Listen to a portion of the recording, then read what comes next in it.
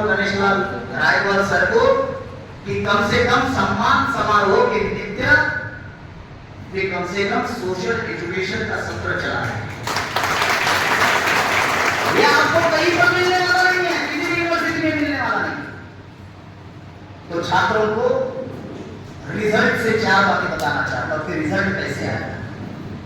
आपको जो बनना है, आप क्या बनना चाहते हो, पहले अपना गोल निर्धारित करो, ऑब्जेक्टिव तय करो, एम निर्धारित करो।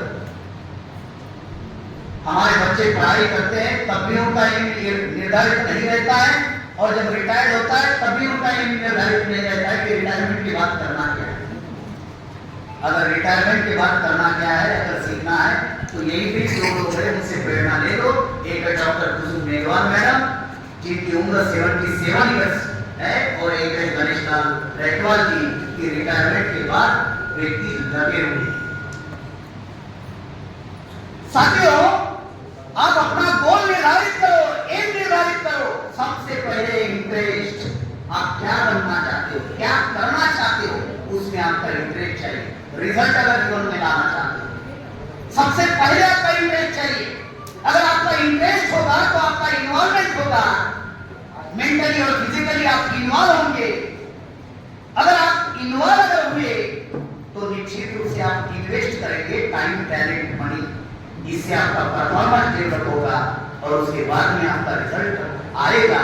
अगर आप सही में कुछ बनना चाहते हो तो उसमें आप इंटरेस्ट होना चाहिए, आपका एम, ऑब्जेक्टिव, गोल आपका निर्धारित होना चाहिए।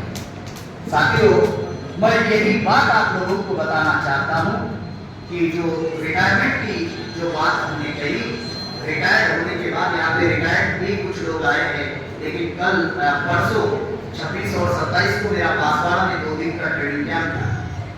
तो 2 बुजुर्ग नौजवान, बुजुर्ग नहीं नौजवान, मुझे यहाँ से बांसवाड़ा लेकर गए, खुद गाड़ी चलाते हुए, गाड़ी चलाते हुए भी खुद ही लाए, मुझे गाड़ी हाथ भी लगाने नहीं।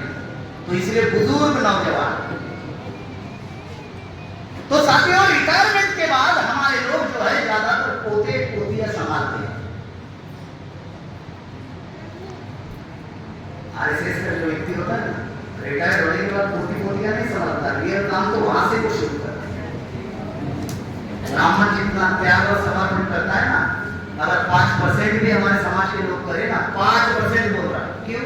ब्राह्मणों की संख्या 3.5% है, हम तो 85% है ना। अगर हमने 5% भी कर लिया तो भी राजा बन जाएंगे। ब्राह्मण जितना त्याग समर्पण करता है, हमारे लोग उतना त्याग समर्पण नहीं करते। साथियों, पोते पोतियां तो संभालना ही है, लेकिन जो आपके पास अनुभव है, जो आपके पास ज्ञान है, जो आपके पास जानकारी है, वो आप तक ही सीमित नहीं रहनी चाहिए, वो समाज में जानी चाहिए। जो काम यहाँ पर मुझे कम से कम जो मेरे परिचित है उनका नाम ले रहा हूँ, जिनका नाम नहीं ले रहा हूँ उन्होंने ये नहीं सोचना है क्योंकि मेरा परिचय नहीं है। तो डॉक्टर कुसुम मेघवाल मैडम को मैं देख रहा हूँ, गणेश लाल रायवाल साहब को मैं देख रहा हूँ। रिटायरमेंट के बाद भी वो लोग समाज में लगे हुए हैं, 2010 से लगे हुए हैं गणेश लाल रायवाल साहब। यहाँ पर उनकी बहू बेटी मैडम भी आए हैं क्या? मैं तो संचालक महोदय को मैं निवेदन करना चाहता हूँ कि रिटायरमेंट के बाद में वो जो काम कर रहे हैं समाज के लिए, तो आप लोग उससे सहमत हो, खुश हो, ना खुश हो, तो कम से कम उनके परिवार के 1-1 मिनट या आधा मिनट का उनका मनोबल देना चाहिए, ताकि अन्य लोगों को माइक पर बोलना है करके ये नहीं बोलना है, जो सच है वो बोलना है। आप लोगों को जो लगता है, जो उनके परिवार के जन है, मैं ये रिक्वेस्ट करना चाहता हूँ। साथियों, ये लड़ाई है, ये एक आंदोलन है, ये एक विचार है, और इस विचार को प्रस्तावित करने के लिए हम लोगों को 1 घंटे का 2 घंटे का अगर प्रचारक भी बनने की जरूरत पड़े तो भी हम लोगों ने बनना चाहिए। और हम ही पढ़े लिखे बुद्धिजीवी लोग जो है, हम लोग साथियों बचा सकते हैं। नहीं तो बाबा साहब अम्बेडकर ने तो हमारे ऊपर आरोप लगाया 18 मार्च 1956 में आगरा के रामलीला मैदान में कि मुझे पढ़े लिखे लोगों ने धोखा दिया। मैं भी पढ़ा लिखा हूँ, पीजी का स्टूडेंट, मैं भी पढ़ा लिखा हूँ, और ये बाबा साहब अम्बेडकर ने जो आरोप लगाया कि मुझे पढ़े लिखे लोगों ने धोखा दिया, क्योंकि अनुभवों ने बाबा साहब को साथ दिया।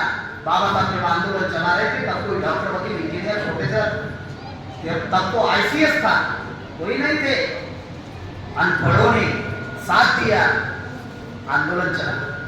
1 जनवरी 1848 में ज्योतिराव फुले से आंदोलन शुरू हुआ और 1956 तक आंदोलन चला। 1 से 8 साल के संघर्ष की बदौलत साथियों ये अधिकार हम लोगों को मिले और एक पढ़ा लिखा वर्ग हम लोग निर्माण किए।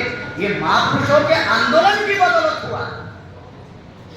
मैं तो हमारे माँ बाप दादा परदादा उनमें मेरिट नहीं था क्या? उनमें मेरिट था, लेकिन वो क्यों नहीं हुए? अवसर नहीं था, अपॉर्चुनिटी नहीं थी। वो अवसर, वो अपॉर्चुनिटी संविधान ने हमको दी, इसलिए हमको बने, इसलिए हम पढ़े लिखे बने। तो ये हमारी जिम्मेदारी है। हमारे दादा परदादा उनमें मेरिट नहीं था, ऐसा नहीं था, वो भी लायक थे। अगर हम लायक है, वो भी लायक थे। आज के बच्चे क्या कहते हैं? आज के लोग क्या कहते हैं? मैंने अभ्यास किया, मैंने रात दिन मेहनत की, मैं मेरिट में आया, तब जाकर मैं अधिकारी बना। इसका मतलब आप में मेरिट था, आपके दादा परदादा में मेरिट नहीं था क्या? हाँ, मेरिट, अवसर नहीं था। वो अवसर हमको मिला। अगर संविधान खत्म हो गया तो आने वाली पीढ़ी को अपॉर्चुनिटी नहीं मिलेगी। ये हमारी जिम्मेदारी है पढ़े लिखे लोगों की कि जो बातें हमको समझ में आई, हम लोग समाज पर जाकर ये बातें हम लोग बताएंगे। और मैं आप सभी लोगों का धन्यवाद देना चाहता हूँ कि आपने मेरी बात ध्यान से सुनी। इसलिए सबका आभार। जय जोहार, जय जोहार, जय